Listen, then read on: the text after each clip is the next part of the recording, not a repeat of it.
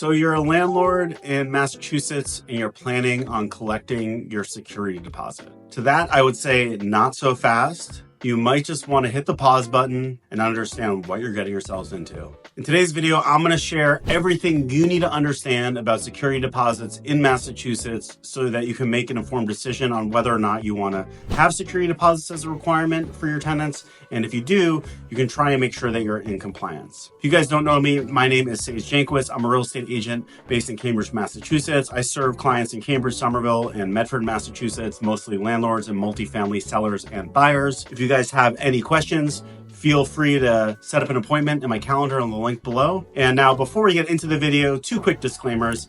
I am not a real estate attorney. If you have a legal question about security deposits and you fully want to make sure you're in compliance, before you do anything, the first thing you must always do is go to a real estate attorney and get great advice. The second thing I would just say is these laws are always changing. So just make sure that you keep tabs on things. Do not watch this video and just take things verbatim. Do your own research, talk to an attorney, make sure things are up to date. Now let's get into the video. Okay, so let's get into security deposit basics. Now there's a number of rules that you really need to follow to be in compliance. The first thing is if you're coming from another state or another country, you may be used to situations as a landlord where you can collect 2 or 3 times monthly rent as a security deposit. In Massachusetts, absolute maximum that you can collect for a security deposit cannot be greater than what you're charging for first month's rent. So if you're charging $3,000 a month in rent, the maximum security deposit you can hold no matter what is $3,000. The second thing you need to do is once you collect that security deposit,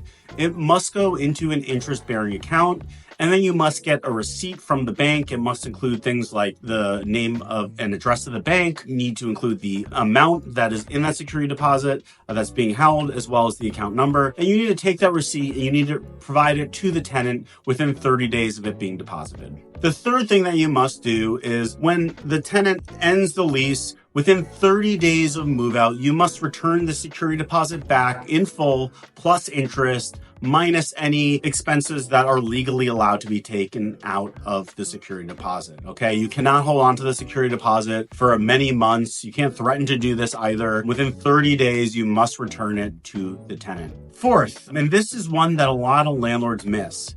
If you take a security deposit, you need to make sure that you provide a statement of condition to your tenants, which provides a baseline current condition of that particular unit.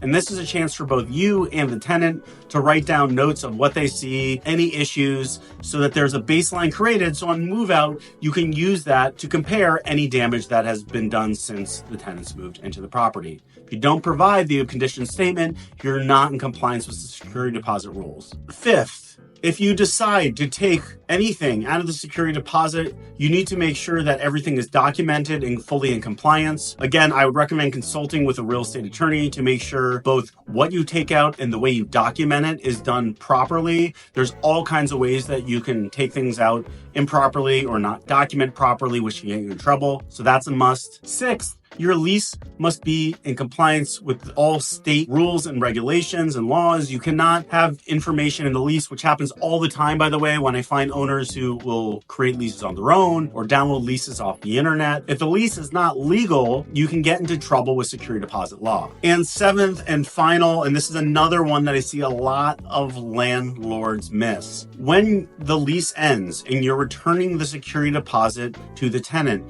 you must return the security deposit plus any interest gathered. And back to one of the previous points, when you put that security deposit into account, it must be interest bearing. So if you return your security deposit and there's no interest, you're not in compliance with the law. In addition, even if the tenant renews, every 12 months, whatever interest has been gathered in that account must be returned to the tenant. If you don't do this, again, you're not in compliance with the law. So now you as a landlord might be listening to all of this and saying, who in their right mind actually follows all these rules? Well, believe it or not, a lot of landlords do. I know, for instance, every client of mine follows these rules if they collect a security deposit, or at least I advise them to do these things. And so you might be saying, I haven't been doing this ever. I haven't been doing this for decades. What's the big deal? Well, the big deal comes into play if you have any sort of dispute with a tenant. Here's what generally can happen, and I've seen happen. You get into a dispute with a tenant, some kind of legal argument over something totally unrelated to the security deposit. And maybe on this particular issue, you have a winning argument. However, that tenant does some Googling, talks to some friends, goes on Reddit, goes on Nextdoor, they find a tenant landlord attorney, they talk to that attorney. The attorney says, it doesn't look like you have a real legal foot to stand on here, but let's take a look at the security deposit, because they know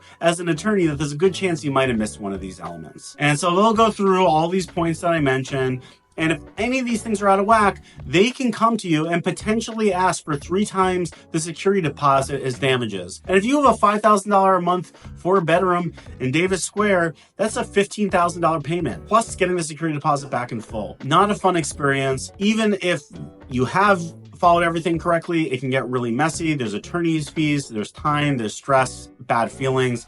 It's just not a good look.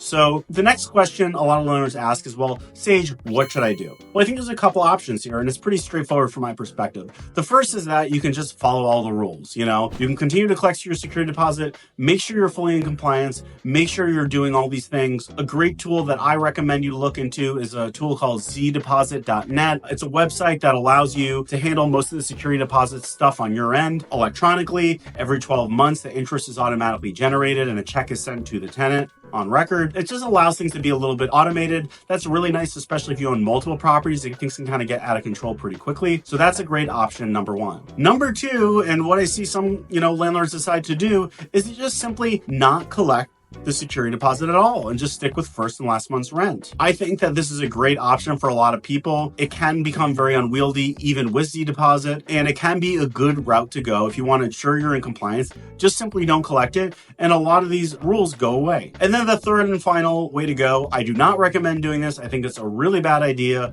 but the reality is I know some landlords do this. They just say, I'm going to keep doing things the way I've been doing them. And to that, I would just say, beware. You've been warned. You know what the rules are. You're choosing to ignore them. You might be fine through the end of time. You may not be, and it may be a real pain, but at least now, hopefully you understand the right way to do things, the correct and legal way to do things. And as always, I recommend doing things the right way. If you watch this video and you have additional questions, especially legal specific questions around security deposit law, the first place you should go is to a real estate attorney. So again, just to reiterate, talk to an attorney, make sure you're fully legally compliant. The second option is, of course, to come to me, and I am happy to chat with you as well as connect you to a great real estate attorney to make sure that you're in compliance. So if you have particular questions about security deposit laws or how you've handled things so far and how to correct them, that kind of thing, feel free to hit me up in the calendar link and we can set up a quick call. I can point you in the right direction for sure. If you guys like this video, please take a second and hit the subscribe button, and I look forward to seeing you guys next time.